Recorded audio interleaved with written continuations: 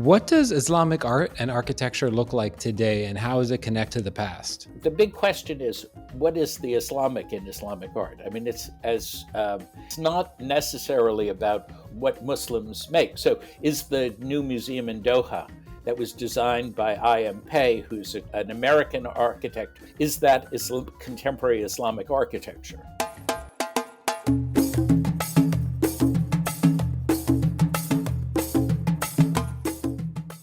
Hey, welcome to the afikra podcast. My name is Mikey Mhenna.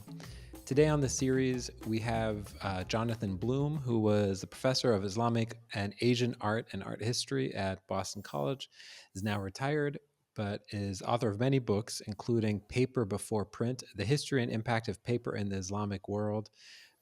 Jonathon, it is a huge honor to have you on the series. Welcome. Well, it's a pleasure. It's a pleasure to be here.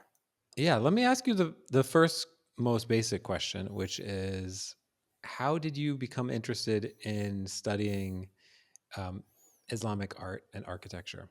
It's a great story. I was a sophomore, I think, in college.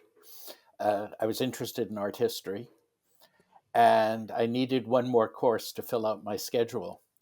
And I asked my advisor what I should take, and she said, "Why don't you take Islamic art?" And I said, "What's that?"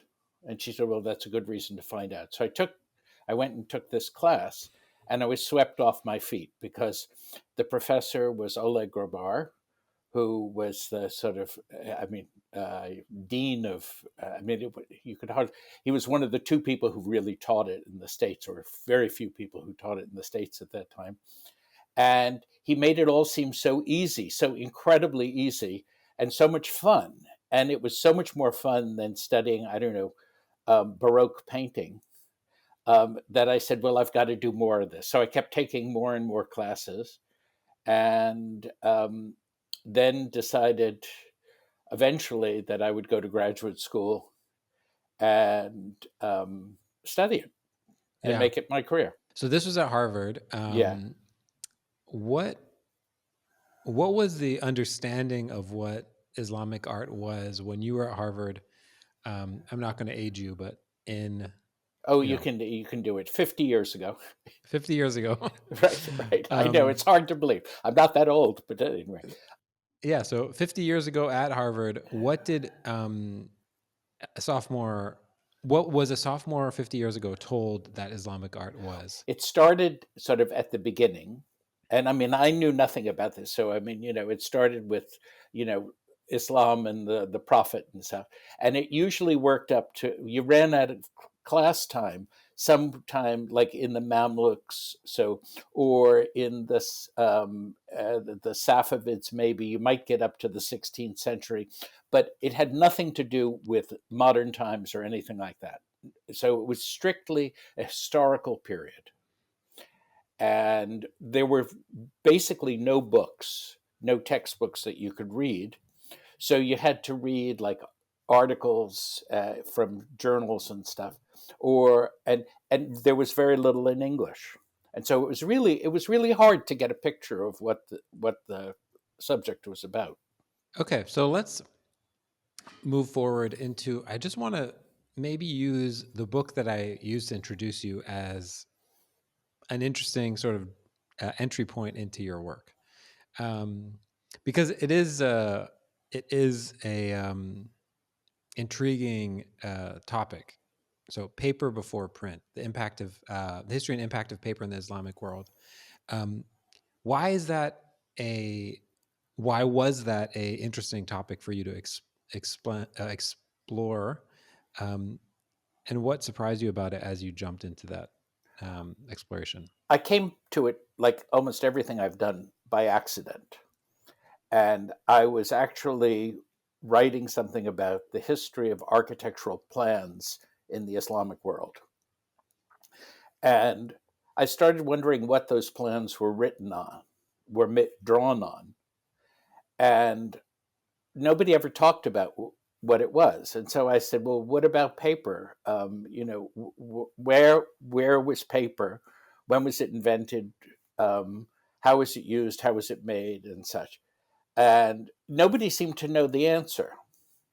And so I started investigating and actually proposed writing a book on the subject. Well, I first wrote a couple of articles and stuff, but then I proposed writing a book, and I wrote the proposal, went to the press, and the press said eventually, well, it's all very interesting, but really you should write a book about the global history of paper.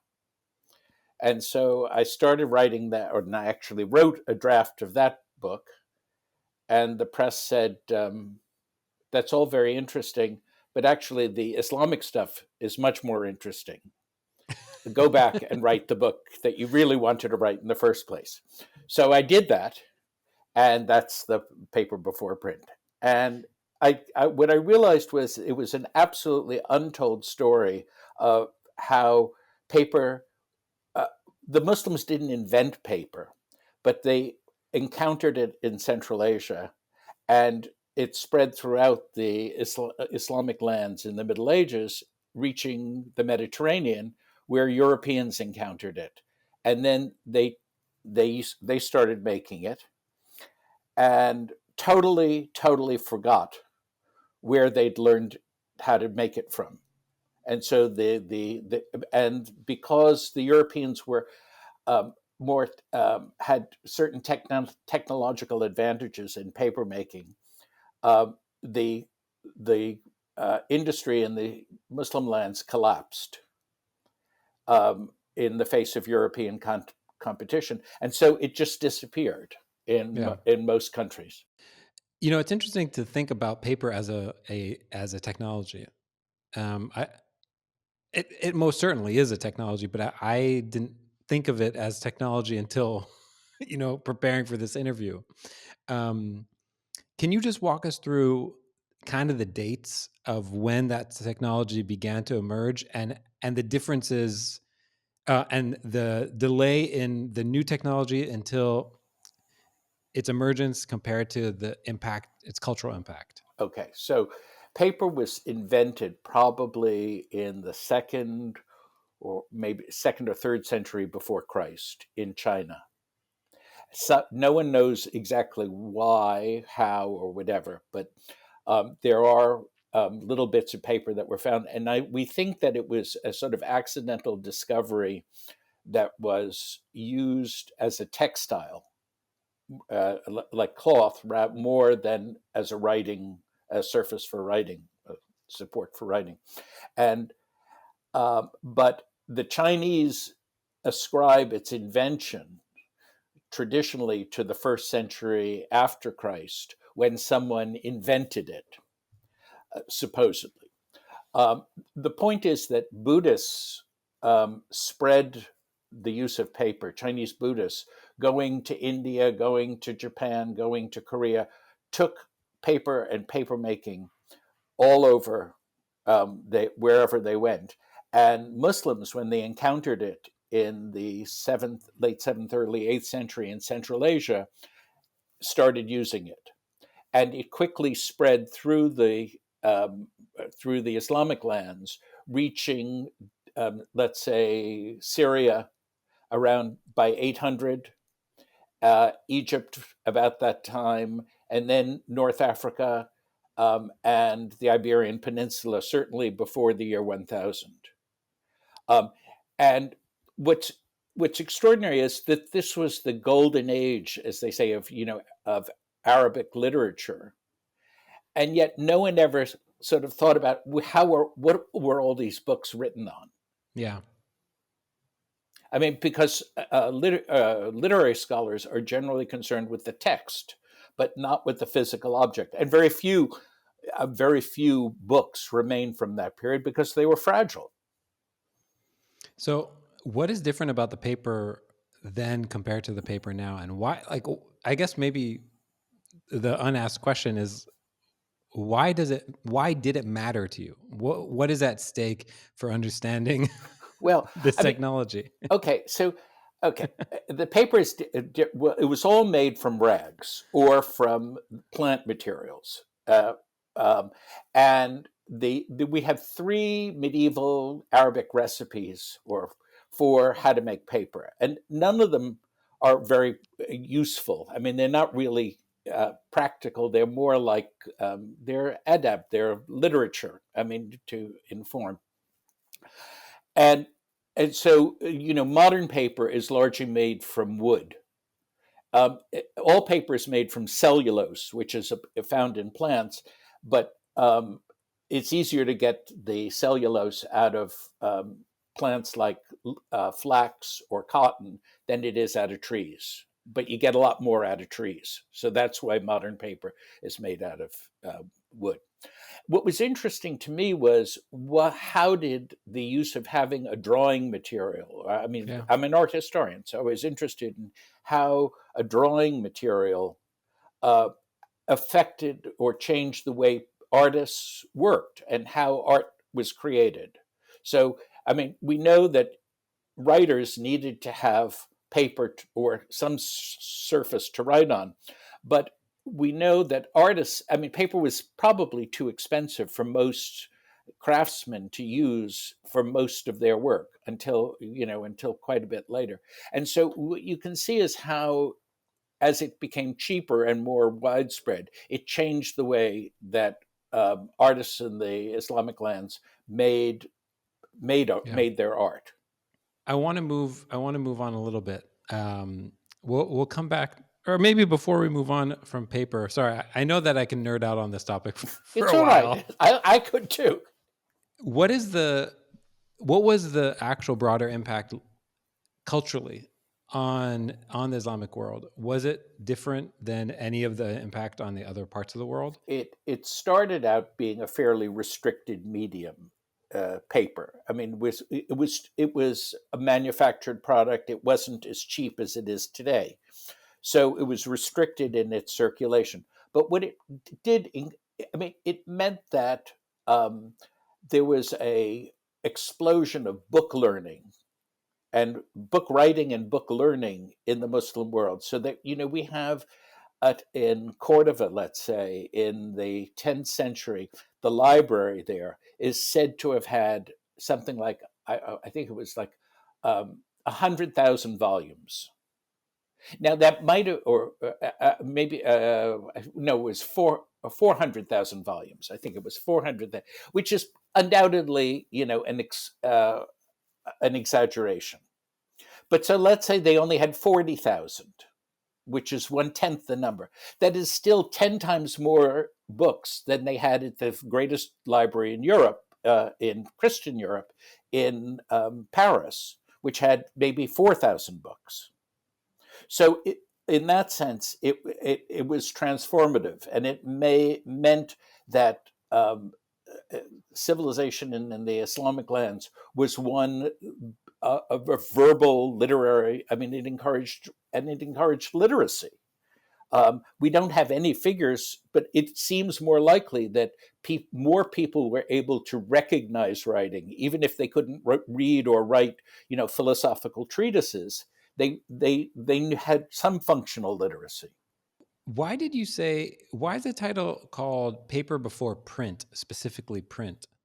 Sort of contrasting those two technologies. Well, because print was printing of with movable type was invented in the. I mean, the Chinese had it. Gutenberg invents it in Europe or uses it in Europe in the middle of the 15th century, so Yeah. 1450s or so. Um, but no one really talked about what was the stuff that he printed these books, the famous Bible on, and so I was interested in its history before it became sort of a common product. And that's the story in the Islamic lands. Yeah. Very cool. Okay, I want to use this as a way to talk a little bit about Minaret, which are obviously unrelated on their face, but this idea of um, cross-border symbols, and seems you seem to be interested in things that cross the entire Islamic world. Yeah. Well, okay. So again, another relationship with this is I came on the subject quite by accident. when I was writing my dissertation, eh, like 50 years ago. So, I was writing about mosques in Egypt in the Fatimid period in the 10th and 11th century. And I noticed that they didn't have minarets. Some of them didn't have minarets. And everybody knew that every mosque is supposed to have a minaret. So I started wondering why the mosques didn't have minarets. And eventually, um, after I finished my dissertation, I was a young professor and I had to write a book. And so I started writing that book about the history of the minaret. And it came out in a very small edition um, and then and I thought, well, it will encourage a whole lot of people to do more. And then I was encouraged many years later to redo it, rewrite it, um, and make it more inclusive. So to cover, not only the origins of the minaret, but its spread and diffusion throughout the lands of Islam. Can you talk a little bit about that diversity and that diffusion and sort of how the function has changed over time as well as Right. the Okay. form? So everybody always thought and still thinks that the minaret was invented as a place for the call to prayer. And I suggested that it wasn't, that it was invented as a symbol of Islam, that it was a marker of the mosque, um, that was invented not in the Umayyad period, the first dynasty of Islam, but in the Abbasid period, not in Syria, but in Iraq, and that it was invented with a specific meaning as a sign of the congregational mosque. I don't have a text that proves that because, unfortunately, medieval people didn't write about things like the symbolism of architecture. So you just have to look at the evidence and see where it leads. Many people didn't agree with me, but they've never come up with other sort of better explanations. So um, and what I argued, and I think is really important, is that traditional Islamic society doesn't have a mechanism for maintaining meanings, keeping meanings and forms connected to each other. I mean, in Christianity, for example, there's a priesthood, there's a whole church that makes sure that everybody knows that the cross means something very specific. But in Islam, there's no priesthood like that. There's no central authority that keeps reaffirming it. So this tower, which was invented for a particular reason as a kind of marker or a symbol of the mosque, gets becomes associated with other things like the call to prayer. And so then you start seeing that inscriptions on minarets start using Quranic verses that refer to the call to prayer. And that's when you know that the meaning has solidified. And so today it's quite clear that everybody thinks it's for the call to prayer, and then became a symbol of Islam. Yeah. What are some of the different forms and shapes? I mean, when I think of a minaret, I think of a very sort of specific canonical. They're all different kinds. I mean, and Yeah. that's because there wasn't one particular form. And this sort of relates to the paper thing, which is that there weren't photographs and postcards that people could send around and say, this is what a minaret should look like. So basically, the idea was it's a tall tower attached to a mosque in a specific place in the mosque in relationship to the mosque. So you didn't, no one was saying it had to be cylindrical or it had to be square, cuboid, or it had to be spiral or whatever. Everyone got to build their own kind of tower with their own instructions. So you have local tradition, local building tradition.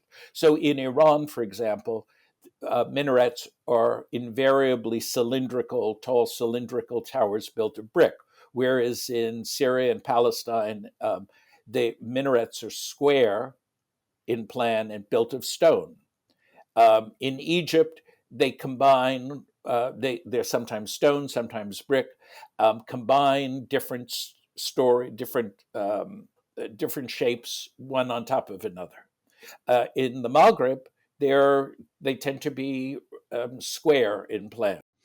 Can I ask you a question? So these like um, visual aesthetic groupings, are any of them informed by other architectural trends locally? Like why would the ones in the Maghreb be square, for example? Is it just happenstance, or are there utilitarian reasons, You can or say sort of? the earliest minaret in the Maghreb is in Kairouan, which is supposedly modeled on a lighthouse that once stood on the Tunisian coast near Salakta, and it's known from a representation in a Roman mosaic. And the two things look pretty similar. But the typical Maghrebi minaret is more likely just a straight square shaft, and that style was diffused from Cordova, and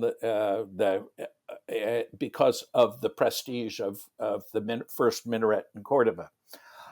We don't know whether there were previous towers or the evidence for earlier towers, why the Cordovan minaret was square. Some people traditionally would say, oh, that's because Syrian minarets were square, and that the Umayyads of Cordova came from Syria originally, and so they remembered the towers. But that doesn't make any sense because there weren't any ones for them to remember when they emigrated, and they didn't get postcards or pictures showing the ones that were built. So it's you have to remember the world was very different. It wasn't saturated with images the way we are today.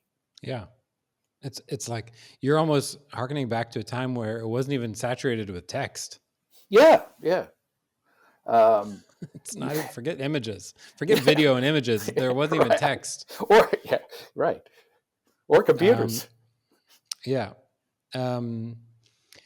Your work, you've done a bunch of work on the Fatimid sort of dynasty and North Africa and Egypt. I'm curious if you could sort of describe what Islamic art and architecture look like in that time and place, and how it may be different from other styles and objects and approaches that people might be familiar with.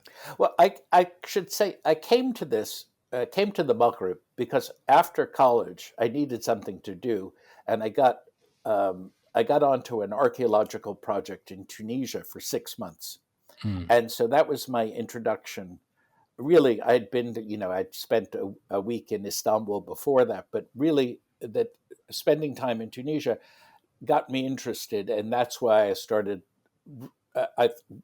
looking at the Fatimids, who sort of came to power first in Tunisia.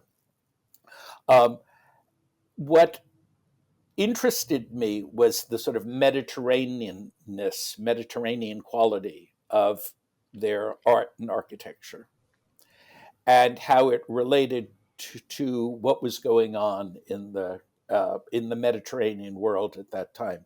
And over the years that I've learned more and more, I've seen more and more of this impact. That is, we tend to think of the Muslim world as being kind of separated from, the West, and that there's this sort of integration that the Fatimid art, so that I ascribe.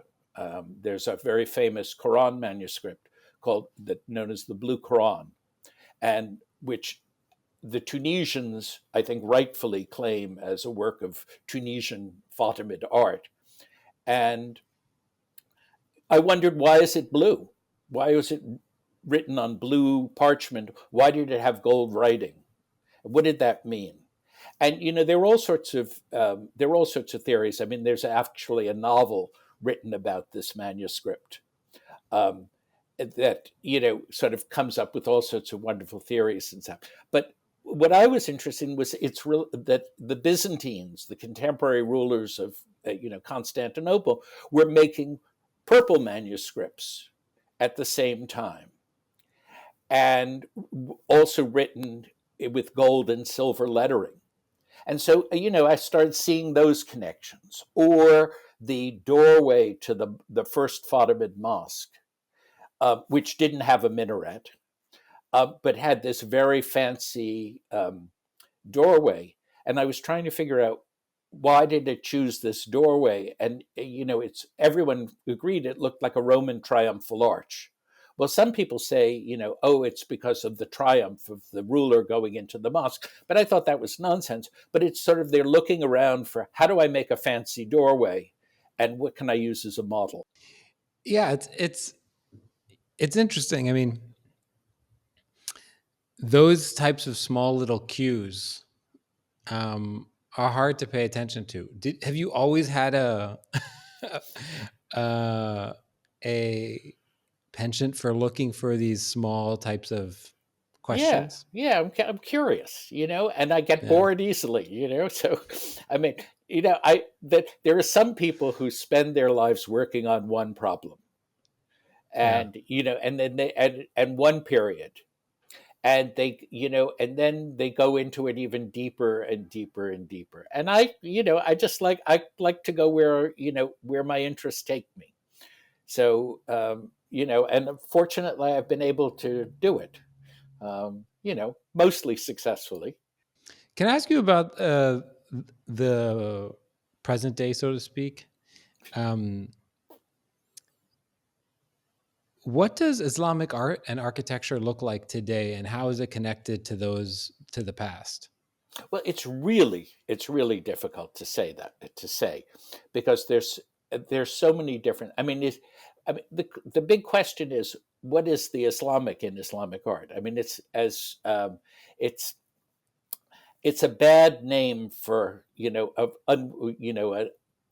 difficult field. It's not necessarily about what what Muslims make. So, is the new museum in Doha, that was designed by I.M. Pei, who's an American architect, or was an American architect of Chinese origin, is that contemporary Islamic architecture? Well, it's in an Islamic country. It was built for a Muslim patron. Um, it has a purpose in terms of Islamic society, I guess, a museum. Um, so, yes, it is, but otherwise it's also, perfect example of contemporary art. You know, uh, are If you go to a souk, and in any city, and you buy a plate, a hand decorated plate, is that Islamic art, or is that just tourist stuff? um, Contemporary artists are um, working, trying to sort of some of them are conscious not only of Andy Warhol, but also of the long traditions of art in their own countries. So, I mean, there are a zillion things going on. I don't know whether it's fair to call it Islamic art anymore, and whether you have to call it, Lebanese art, or Syrian art, or Tunisian art, or Iraqi art. Um, and it's since I, you know, uh, since I began teaching in the sort of the old days, uh, where you didn't even consider what happened. I mean, even to go to 1800 was considered, you know, sort of stretching the boundaries. That to worry about what's going on in the 2000s um, is already a whole separate field, and it's very popular these days. I mean, that Yeah. there are young people who study it, and write about it extensively. If you compare the size of the field today compared to 50 years ago? How has how has it changed? I was thinking about this earlier, and I realized when I was a graduate student, when my wife and I were graduate students, we basically knew everybody else who was doing this stuff. I mean, there were sort of two places where people study were graduate students, and you knew them, and you met them at conferences and stuff like this. And today, I see these announcements of conferences, and I don't recognize a single name that which I guess is a sign of the success of the field. Uh, and it's broadening in ways that are entirely different. I mean, that when I was a student, most of the people that were studying it were also, sort of American of similar background. I mean, they came from all, but they got curious because they had a boy or a girlfriend who had was Middle Eastern or something, or they had grown up somewhere, because their parents lived abroad, and so they got interested, or they were like me who just wandered in by accident. Yeah. And today it's very different. Yeah, I'm interested in the interaction since the whole one of the ideas of paper before print is talking about this intellectual exchange that was made possible because of this new technology. I'm curious about the academy that is in the part of the academy that's interested in art and art history from the Islamic world. 50 years ago, I would imagine is quite insular. It's people Mm, from those two schools, right?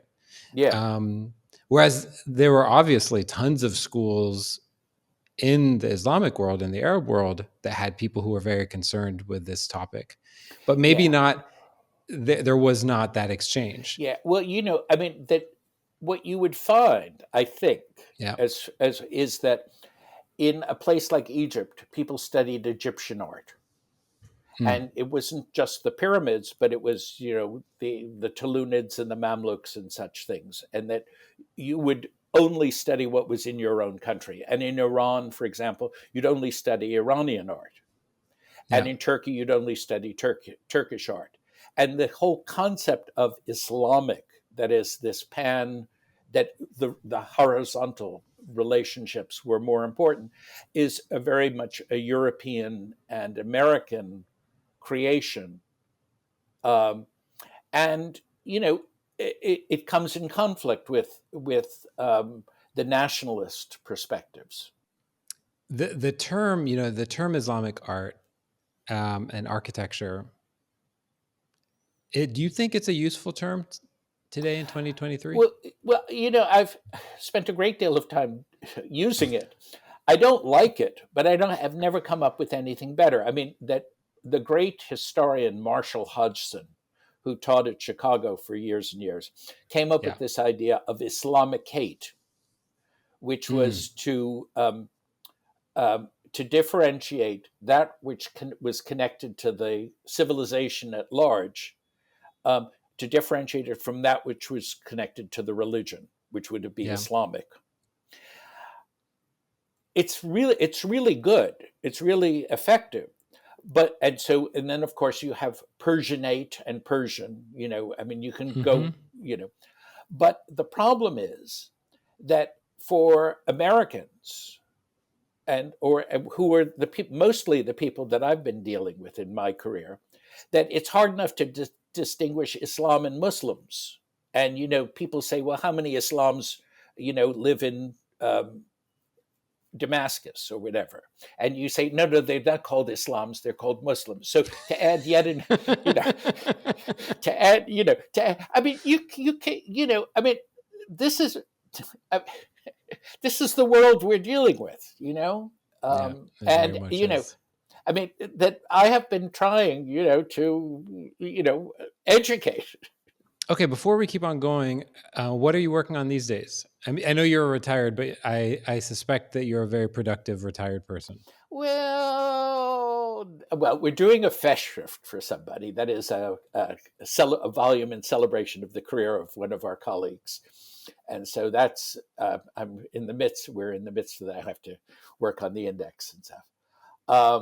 And I, you know, I, um, I may be doing a sequel to Paper Before Print. I don't know. It's sort of in the process of being discussed, which would be Paper After Print, or about what happened to paper in Europe and how I've been very interested in this idea for a long time, but I'm not really an expert in that field, and so I'm a little worried about doing it. But it would be about how the transformative effect of paper in Europe was quite parallel to that which happened in the Muslim world. Um, you know, I read a lot of novels. You know, If somebody said, um, "Hey, Professor Bloom, I'm interested in Islamic art and architecture. I'm not sure what to study, Islamic art or Islamic architecture." What would you say is the fundamental difference between those two areas of study? okay. Well, uh, I remember that my Professor Grabar said many years ago, he came up with this idea of the social cost, and that architecture has a much higher social cost than most art. That is, more of society's wealth is invested in building a mosque than in making a pot. Now, Sure. that's not always the case. So if you're really interested in the relationship of what people make to society, then you go for studying architecture, or you study a whole corpus of material, like all of ceramics, and then you start seeing or all of metalwork, or all of carpet weaving, or something, and then you start creating equivalent societal benefits. But I I I am often asked to review books for uh, various journals and such, and several books on manuscript painting have come across my desk, and they're very interesting and very good. But you wonder how many people actually saw these particular manuscripts, and the authors talk about how important these images are. But most of the time they stayed shut up in some ruler's library, Mm. as opposed to when the ruler built a mosque, hundreds, if not thousands, of people went there every day. Yeah. I mean, it's but in terms of actually studying it, the nuts and bolts of the craft of studying and writing and the stuff, is there fundamentally something different? I'm neither an architect, a historian of architecture, nor art history. Is there Well, something fundamental about studying it that's different? one of them has to do with the problems of the world today, which is Yeah. it's really difficult to go to places, a lot of places, to Yeah. study. And to write about architecture, you have to see it, because architecture is about space and form, and you have to go there and experience it. Mm. Yeah. And with manuscripts or ceramics or stuff, many of them are in museum collections, and so it's much easier to go to a museum. I'm going to ask you for some recommendations, and maybe I'll set this up as a sort of a time machine mental Mhm. exercise. If you could hop around and get into a time machine to jump to different points of time, places and points in time, to understand and behold the art and architecture or the technology or what was happening at the time, what times and places would you choose to go Um, to serve this curiosity of yours? oh, there are a lot of them. I would Yeah, imagine. yeah, there are a lot of them. I mean, I think the problem is, you get the feeling, or I sort of, as I'm imagining them, I'm thinking, well, they might not be very nice, to visit. I mean, they'd Yeah. be interesting, but they wouldn't be nice. That is, it's like when you're a kid and you always imagine, like, oh, I'd like to live in the past or something like this, and then but not as a peasant, please. Yeah. Right. With So like as a if hot shower. Yeah, right. Exactly. Regular meals. Um, I think certainly, Cairo under the Fatimids when they, in the good days, sort of around the year 1000, when the city was expanding and stuff, sounds like and there were all sorts of intellectuals and interesting things going on, and certainly Cordova at the same a little bit earlier, at the sort of glorious years in the 10th century. Iran, under the Mongols, and of course that's my wife's specialty, and so I Mm. always have to say that. But again, it's incredibly intellectually really interesting. Um, Gosh, I mean, there's so many, and I think, you know, it all depends on how much um, how much knowledge we have of a time and place. So there may be sort of really interesting times. I mean, Baghdad under the Abbasids, uh, but we don't really have all that much art from the period. There was Yeah. um, uh, the famous Ernst Herzfeld, who was this German scholar who came to the United States, um, wrote this sort of wonderful line: "To forget Baghdad is to forget Rome," in the sense that it had all this importance that, like Rome. Okay. Interesting. Yeah, Um, more recommendations. Um, again, the people listening to the podcast can't see you, but you're sitting in front of this huge bookshelf, tons of books behind you. yeah. Um, if you were to give recommendations to, a sophomore who would have come up to you and said, "I don't know what to take for my last class," Mm-hmm. um, what books would you recommend that they go out and buy or read in the library if they're interested in Islamic and art and art history? Well, I hate to do it because I've written several of them myself, Sure. but I think like we the in the 1980s, late 80s and early 90s, my wife and I wrote this volume for Yale University Press called The Art and Architecture of Islam from 1250 to 1800, which was meant as a sequel to an earlier book that other authors had written. And although I found it, even though I wrote it, I think it was too difficult as an introductory book to use, to give people to read. It was meant to be, but it was a little too sophisticated. And then we wrote another book, which is called Islamic Arts, Yeah. which um, it was um, sort of grouped things in a different way and was meant to be much easier. And I would still recommend that as a kind of good introduction, uh, which sort of looks at large questions. And when we were writing it, um, every time we submitted a draft chapter, the editors would say it's much too sophisticated, and so we kept, sort of turning down the the art history words and stuff like Yeah. this, and um, it's accessible, and it's meant to be accessible, and the idea is it should get you interested in the questions that then make you want to go on to do some other stuff. So I would you know although I'm tooting my own horn, I still think it's a good book. Sure. Um, are there any other like subject specific books that are maybe not about Islamic art or architecture more broadly, but you're like, these are classic books that everyone should at some point come across?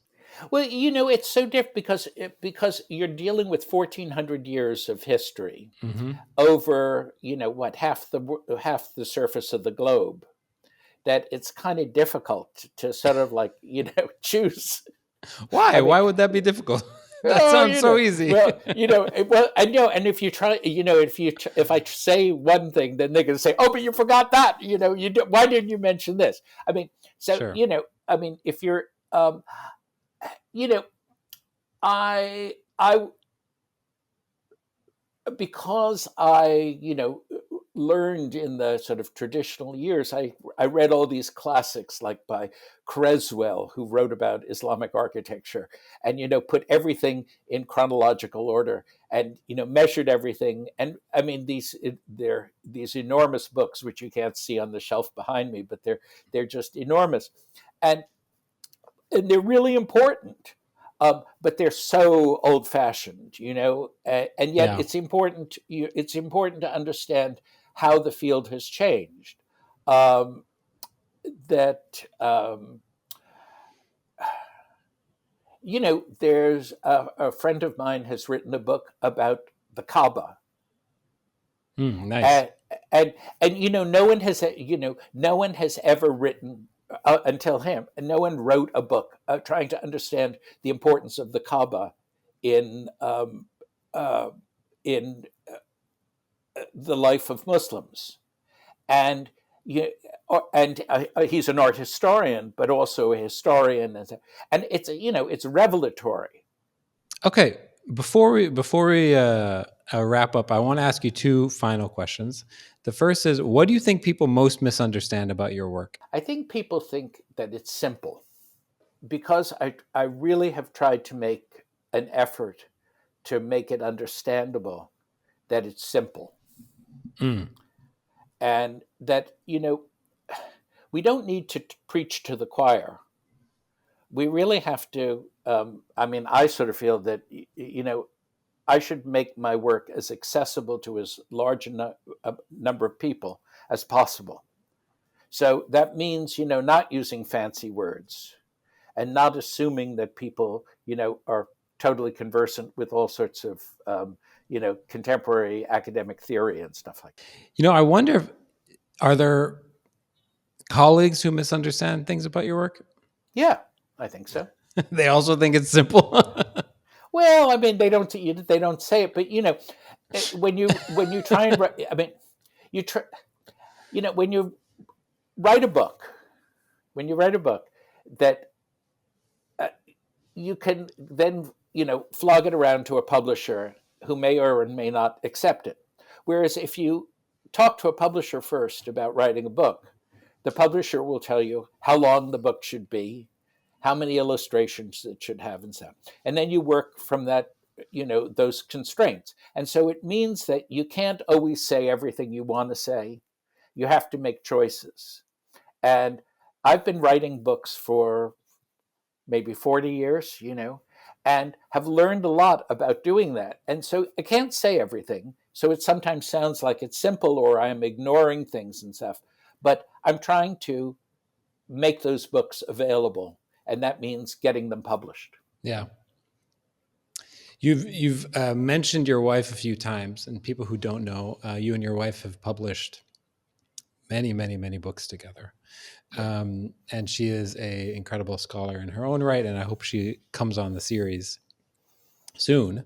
And I'll ask her the same question I'm going to ask you, which is, what is the secret to working with a spouse for more than one project?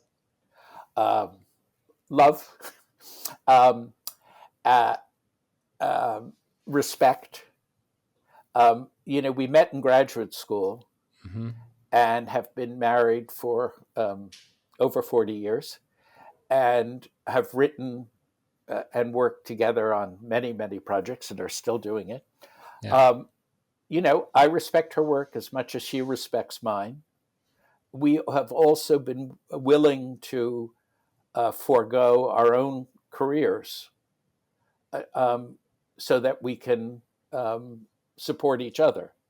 So I don't know that your listeners will realize, but we spent 13 years freelancing out in the wilderness because we couldn't find two jobs together.